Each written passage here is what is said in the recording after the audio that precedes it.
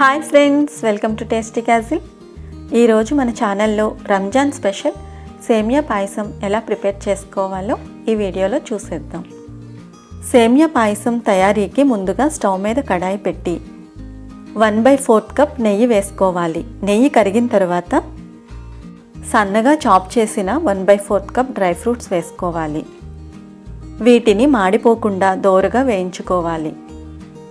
మనకి dry fruits వచ్చేసరికి మనకి ఏవి అవైలబుల్ అయితే వేసుకోవచ్చు. నేను బాదం, పిస్తా, జీడిపప్పు, కిస్మిస్ తీసుకున్నాను. డ్రై ఫ్రూట్స్ వేయించేటప్పుడు లో ఫ్లేమ్లో ఉంచి వేయించుకోవాలి.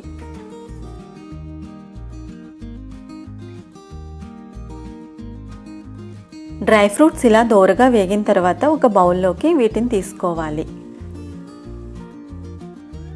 ఇప్పుడు మిగిలిన అదే నేతిలో 100 గ్రామ్స్ సేమియా వేసుకోవాలి.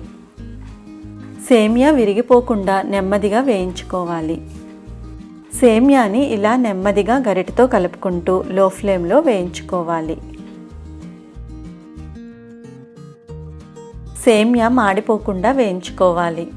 సేమియా కొంచెం కలర్ మారిన తర్వాత ముందుగా కాచిపెట్టుకున్న 5 కప్స్ పాలుని యాడ్ చేసుకోవాలి. ఇప్పుడు మీడియం ఫ్లేమ్లో సేమియాని ఉడికించుకోవాలి. సేమియా 2-3 మినిట్స్లో ఉడికిపోతుంది.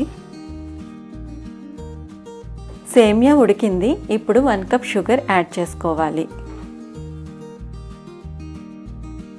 షుగర్ వేసిన తర్వాత ఒకసారి గరిటెతో కలుపుకోవాలి. ఇప్పుడు ఈ సేమియా పాయసాన్ని 2-3 మినిట్స్ పాటు మీడియం ఫ్లేమ్లో ఉడికిస్తే సరిపోతుంది. ఇలా ఉడికిన సేమియా పాయసంలో 1/2 టీ స్పూన్ ఉప్పు వేసి కలుపుకోవాలి.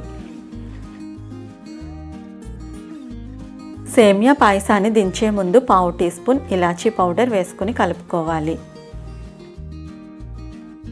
ఫైనల్లీ డ్రై ఫ్రూట్స్తో గార్నిష్ చేస్తే ఎంతో రుచికరమైన రంజాన్ స్పెషల్ సేమియా పాయసం రెడీ.